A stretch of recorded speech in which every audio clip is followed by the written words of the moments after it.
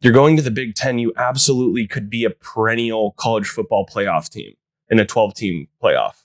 I hope that it's, not something where they got down to contractual negotiations and Kalen Deboer was like, look, I need the infrastructure. I'm willing to give you a chance. And then the athletic department couldn't make it happen in time, or they were unwilling to go, yeah, you can double your recruiting staff. Because this is like what we talked about last night. There's 8 dudes on our recruiting staff. Yeah. And there's 40 on Alabama's. So it's like... Yeah. I mean, I honestly... I don't believe that. Like, I believe that we would have done that in a heartbeat. That's what I'm thinking. Hey, fellas, welcome to Doomsday. So, as we all know, Kalen Deboer has left Seattle, and we are in free fall as we speak. Yeah, I mean, this is about as bad as it could have possibly gone for the past 5 days to go from losing, Pete Carroll retires or gets fired. You got Kalen Deboer leaving, us losing a national championship. All of our recruits are leaving right now, decommitting. All the players, I mean, watching Asa transfer, watching Jabbar transfer and not declare for the draft is a kick in the absolute balls, because that means that they would have come back. All this obviously trumps, us standing on the pedestal and taking our tomatoes for our takes on the national championship game. Yeah. So, I mean, I had this whole agenda for us planned. We were going to talk through what all our position groups were looking like, dissect the game. We can still talk about the national championship game, but yeah, I mean, it just feels like nothing compared to, to what happened. So here we are. Bro, it's so rough. Let me ask you this. Does it feel, because it feels like we're right back where we were when, like right when we found out the whole when Jimmy hit the kid and everything went to hell in the middle of the season, except for it feels worse because we were up so much higher because of how good we were doing that fall was a lot further. Yes. And man, this is brutal, bro. Like watching it all play out was like a bad nightmare. And you know what's weird? And I thought about this, I didn't say it out loud, but I thought about it before the championship game. I was like, I feel like we really need to win this, because if we don't, then there's not something concrete that keeps Kalen Deboer in Seattle. Like, he's not leaving a national championship winner. Right.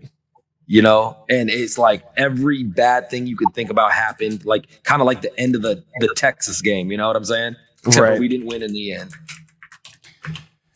And it was brutal. The interesting thing on that, right, is even if you win, I mean, real talk, bro, it's like people are saying there's stuff coming out now that Kalen Deboer told his agent, Kalen Deboer told some of his very tight knit, friends and family, some of the boosters, there's only, one college job I would leave for, and that's Alabama. And the second job I would leave for is an NFL opportunity. So it's if that is truly the case, man, it's more than anything, I think it's just absolutely terrible timing for UW, man. Even with the natty, bro, seriously, even with a natty, if that's truly where his heart is, I don't really know if Bill Gates himself could save the situation. And that's kind of tongue-in-cheek joke a little bit because of him being at the natty, rocking all the UW stuff. I don't know if money would have really changed that, because in the end, I think the big thing with Kalen Deboer is he's been very clear. It's if he wants to win, he'll win at all costs. And sadly he's going to win at all costs. And the kids and the players and the parents and the fans, we're just going to get gut punched and just rip through it, which we're in it right now in a free fall like you just said. So let me ask you guys this then. Do we have any anything that's concrete as far as do we know what the deal was? Do we know what we offered? Because the only thing I saw that we offered was the 8.4, double what his salary was, and it was 4.2. But when we were talking earlier, Noah, you said you heard something bigger than that? Yeah, I was told that we offered. I was told that we offered 9.5 with some bonuses that could have got it to 10.2 throughout the whole contract. It would have been about 10.2 average. So, Interesting. Because I mean, I know, like, my first response when I heard it, I was kind of pissed off. I was like, man, Troy Danning, you had one thing to do when you got here and you didn't do it. And so what you're saying is it wasn't actually a case of that. It was more like he did everything that he could offer, and it had nothing to do with how much money it was. It was more about KDB wanted the chance in Tuscaloosa. yeah, man. I mean, I don't think. I was told straight up to my face at the national championship at the team hotel that he was 100% okay with the money in his pocket. The discussions were, what does the infrastructure look like? What does the staffing pool look like? What does the NIL, support look like? But I'll be real, man. I don't really know what to believe right now. And I mean, I feel like I'm like usually an internal optimist, not naive, but like an optimist, like what makes sense. Mm. And dude, there's a lot of things right now, man, that in my brain, like I get Bama. Bama makes sense. But there's a reason that we were building what we were building at UW and people were seeing it on a national level. That's real. Yeah, and that's I think a little bit what like upset the big guy. It's like I be real, man. I thought we were back, bro. I really did. It felt that way. Izzo, are you hearing anything different, or is that pretty much what you've been hearing across the board? Like what? As far as like it wasn't actually a matter of money; it was just more of a matter of him. Oh yeah, it's not a money thing. I mean, like, I'm sure there's some factor in that, but at the same time, it's not.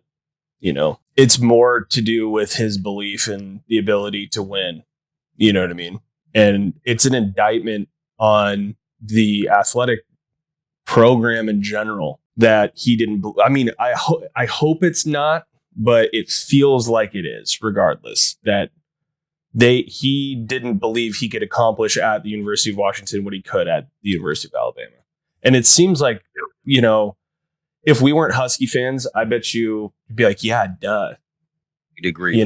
But for us to like kind of see it building and then for you to just go to a national championship, it's like, well, are you sure? Because the classes that supposedly were built by Pete are similarly rated. And also, to the class that we have right now is maybe a little bit lower, but the trajectory of what was coming next, having just got the top recruit in the state to commit, to have Sugar Bear commit, like it feels, I don't know. It feels like we could have headed that direction and that he could have done it. And so with our knowledge of the inner workings of what happens at the University of Washington, to us, it feels like a gut punch more so because it's like, dude, you could have. You're going to the Big Ten. You absolutely could be a perennial college football playoff team in a 12-team playoff. I hope that it's, not something where they got down to contractual negotiations and Kalen Deboer was like, look, I need the infrastructure. I'm willing to give you a chance. And then the athletic department couldn't make it happen in time, or they were unwilling to go, yeah, you can double your recruiting staff. Because this is like what we talked about last night. There's 8 dudes on our recruiting staff. Yeah. And there's 40 on Alabama's. So it's like, yeah. I mean, I honestly, I don't believe that. Like, I believe that we would have done that in a heartbeat. That's what I'm thinking. Yeah, I believe that with what we were hearing, man, with the buy-in, with the NIL jump, with the amount of donors that were like, hey, I haven't been giving anywhere close to the amount I've been giving because I haven't believed in the program the way I do now with Coach DeBoer. Mm-hmm. Dude, I think that we could have easily doubled. I think no joke, dude, I think we probably could have tripled. That's, it was funny as I was listening to Dick Fain say that same kind of thing where, you have the tier 1 jobs and UW is more of a tier 2 job. And it was hard to lump. You know what I'm saying? Somebody asked, what do you think it will take to get to that level then? Like, what are the steps necessary? Honestly, it might have taken something like this to shock the system of the athletic department to be like, if you want to be serious, it's incredible that they don't already know this. But there's a disconnect, in my opinion, between what happened this year and the reality of how much of a unicorn that was for a program like with this type of kind of elementary feel that we're talking about, to get to that level. And it might have taken this shock to the system to where Kalen Deboer is going to leave if you don't change something, and he comes in and he makes the demands and you have to meet them in a short time period. And the reality is that if he made those demands today, which is doubtful, and they weren't able to turn it around that quickly, that's a problem. On the other side, but it's not nearly as big of a problem as if he was making those demands for months and, they had this opportunity to do it and they just were like, no, we're not going to. I find that somewhat hard to believe. Like, I don't know the answer, but honestly, in order for us to get to that level where we're getting the things we're asking for, or our head coach is getting the things he's asking for, it's going to take you to lose a unicorn head coach like this. I pray that this is opening some eyeballs versus they're going to throw their hands up and be like, well, we're just not like that. We're just not going to do those things. We're not going to. But, I thought the offer was like 10 over 10. And it sounded like it was 9 and change. Like I had heard in the lead up for weeks that it was like 10.2 to 10.6. And that's what I know the bar was supposed to be, was that. Yeah. Level. Do we know what Bama ended up paying him? No, I know Norvell got 10 at Florida State today. So it's going to be more than that. Yeah, well, exactly the point. And I guess, when I was thinking about what you were saying, like, I feel like you're giving them a lot more benefit of the doubt than I'm willing to. And the reason for that is we went through losing a top tier coach that got us almost to the mountaintop with Chris Peterson, stressed out about all these different things. And he left and we took on another coach and we saw what it was like to hit rock bottom 2 years ago. And for us to get to a place where, we are at the top of the mountain fighting for a championship, and to let whatever it might be that made this other job seem better than ours slip through our fingers, it just, man, it's not acceptable. Like, that's the whole thing about it. When I'm looking at the athletic department as a whole, it's like, when football is running, and this is what the blue blood schools show you, when football is really running like that, your whole athletic department thrives. Mm-hmm. So putting all the resources towards getting that thing running, that's like in a business, getting your capital up. You know what I'm saying? When you get your capital up, it gives you options and things to be able to do. And I feel like, were we dragging our feet? Because we're literally to a place where we've been trying to get for 30 years, got there, and then 5 days later, or not even, we lose the head coach. Like, that doesn't make any sense to me. No matter what the job is. Like I said, when you have a system that's rolling and you're already there, even at Alabama, he's going to have to deal with lots of crazy challenges. And with the leagues coming together like they are, it's not like he's going to play in a far superior division. Yeah. The Big Ten is going to be tough as hell with all those teams now at the top. I want to answer these two questions, but I want to answer the fun one that Griff asked first. Mm-hmm. He said, I know it seems unlikely, but if Pete Carroll showed interest, would you want him? I feel like he could hire a successor as a coordinator and assistants. I would love that scenario. Noah and I were just talking about that because my mom called me and she's like, my mom's British, for those who don't know. She's got a full English accent. She's like, hello, Marky, darling. What do you think about Pete Carroll coming over to the Huskies? I was like, you're adorable, Mom, but probably not going to happen. But then Noah and I started talking about it. And I mean, I would love that. Like, bide some time to Great. Dude, he would murder the West Coast in recruiting. I mean, if our NIL is on par. Think about it. He would be like Saban. He would get all the best coaches to come in. He would do basically what Dion is doing right now. Dion is literally like a young Nick Saban, where or not Nick Saban, but a young Pete Carroll, where he's the leader of men, but he gets all the guys that they have the football knowledge to come in and coach. And Pete does the same thing. And I think that would be something that would help a ton, when we think about like who the possible replacement is going to be. For sure. But that is fun to think about. It is fun as hell to think about. Somebody said, what coach that's out there do you think, what coach that's out there do you think can keep us on the trajectory we were on with KDB? I don't know. I don't know if there is one. I mean, Pete Carroll. I don't know. Noah might. What do you think? We were talking about Chris Kleiman. No. Yeah. I don't know. Noah, do you have any opinion on that? You're muted, Noah. Yeah, you gotta unmute. There you go. The big thing with Jedd Fisch is, I like the idea, and obviously what he's done is pretty cool down in Arizona. Here's a little thing for you that I noticed today. Since '97, when he started his coaching career, he started at P.K. Young Development Research School in Florida as their DC. Okay, He was only seriously, he was 20 years old. But what I'm saying on that is, he's had 15 stops in 26 years. Who? That's a lot of stops. Fish. Sorry, I was distracted. Yeah. That's fine. He moved a lot, man. If he was from 2000, he was a Florida GA to 2017. These are all his stops in 17 years. Florida, Houston, Texans, Baltimore Ravens, Denver Broncos, Minnesota, offensive coordinator, Seattle Seahawks QB coach, Miami, Florida, Jacksonville, Michigan, and then UCLA. He has a very much of a bounce around career. And Nip said it today on Twitter, man, Napoleon Kaufman. He said, they're using our school pretty much as a come up. We need a dog to come in here and run the pack. And it's kind of. I don't know. It's real.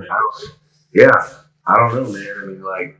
That feels like what Lanning, when at Oregon, when they were trying to hire somebody, they wanted somebody who they knew was going to stay. That's why they're trying to go after Wilcox. People don't like it, but that's why. Dude, the thing is we were clouded on Oregon, as we should have, and we'll always will. But dude, they got screwed with Willie Taggart. Hold on. They had Chip Kelly, then they brought in Helfrich, and he was very unsuccessful. And then they bring in Willie Taggart. So he did them so dirty.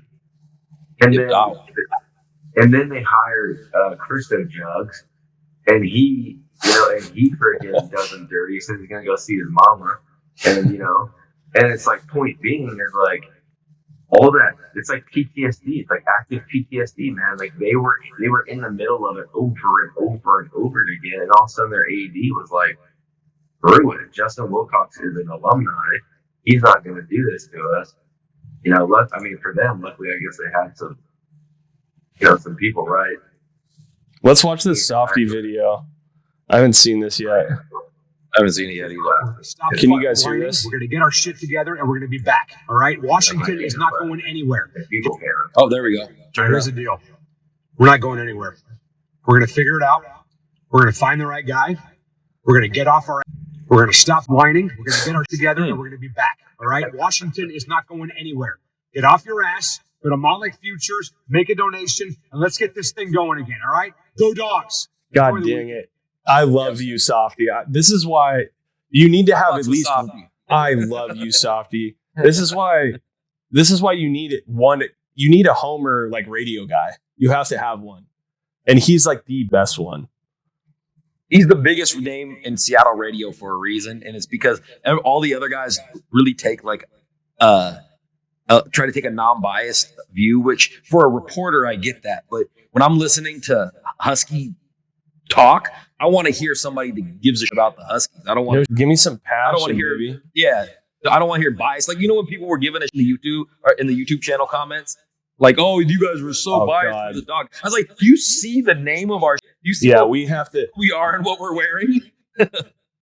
We have to do.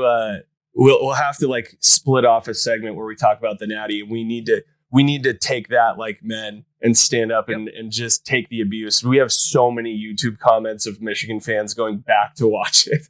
It's like 350 comments on this. it's like, I mean, I don't even want. Maybe we should just take the time now just to look. Go get dunked on a little bit.